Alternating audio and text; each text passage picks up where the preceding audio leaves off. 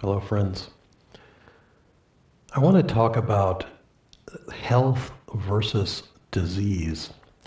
And in a very simple way, because the word disease has an interesting sort of construction, you might say, dis-ease, like the lack of ease, you might say, is what disease is. And if you think about that, health is more than the absence of disease or illness, which is to say, health ultimately means a kind of vitality, a kind of flowing energy that um, is wonderful and lovely and enjoyable. And of course, disease is the lack of that. Now, I suppose all of us watching this have experienced, I know I certainly have experienced having a cold, having the flu, having a fever, even having more serious things. I mean, I remember having chicken pox as a kid and, other things. I didn't get knocked down by mononucleosis or anything more serious than that as a kid. Um, but nevertheless, I mean, I remember having a terrible cough when I was quite young, earlier than five, four and a half, somewhere there. And, being up in the night and having to sit, stand over or have my face over a kind of a aromatic eucalyptus kind of thing to sort of help open up the chest, and this terrible, awful cough that came, and to me as a little kid, it seemed like it went on forever. It probably lasted for 3 or 4 days, but I mean, to me, it was just forever, and I couldn't sleep through the night because I would wake up coughing, and anyway, nasty. But anyway, coming back to this thought, dis-ease. If you think of how sedentary our culture has become here in the West in particular, we have a kind of ease. Many of us, I imagine, have comfortable furniture. I'm sitting on a comfortable couch. I mean, if I turned sideways and, put my head on one of the pillows here, I could take a nap or I could read a book or I could do whatever that would be quite sedentary. I mean, the phrase, the image of the couch potato, the person who's kind of planted on the couch and starts to sink roots.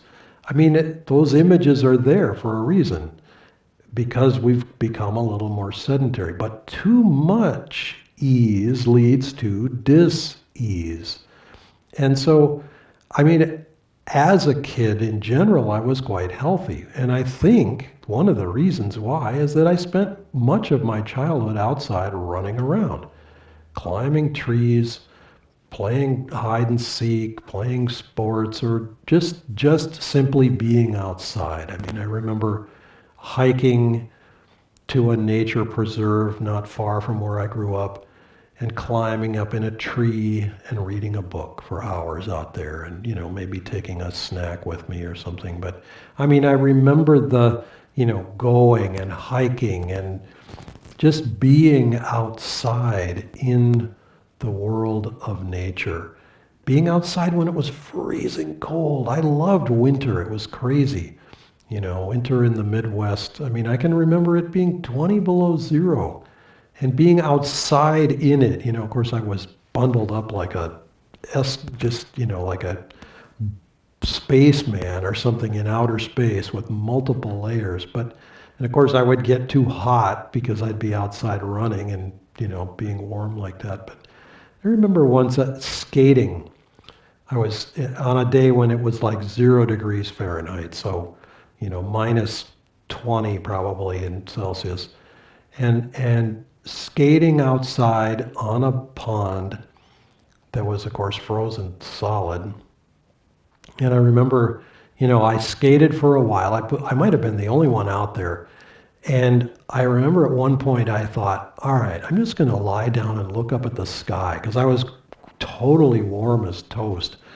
And I remember just lying on the ice on my back, looking up at the sky, and just, marveling at the beautiful, gorgeous blue sky that was there that day. And of course, I didn't stay there very long because it really was cold, and I knew I was going to get cold fast if I stayed still. But anyway, just coming back to this health versus dis-ease. Let's enjoy whatever ease we have in life. It's obviously we don't have to be on the move all the time, but it's good to be on the move much of the time. To whatever degree we can be, and that we enjoy being on the move.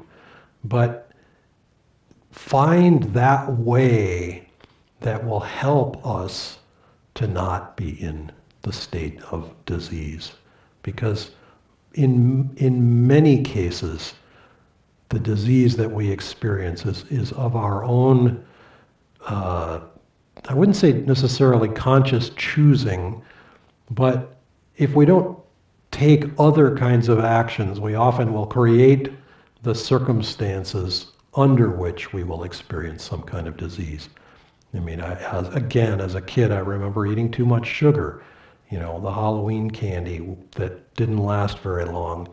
And just that, it tasted so good going down, and then just this uncomfortable feeling afterwards.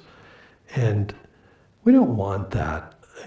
Being driven by pleasure often means experiencing the opposite of that, or the discomfort of that afterwards in some way. And we don't, any of us want to experience that. So find that balance in life between ease and motion, or ease and activity that leads to a dynamic experience of health, because I believe that's within the reach of most people. Namaste.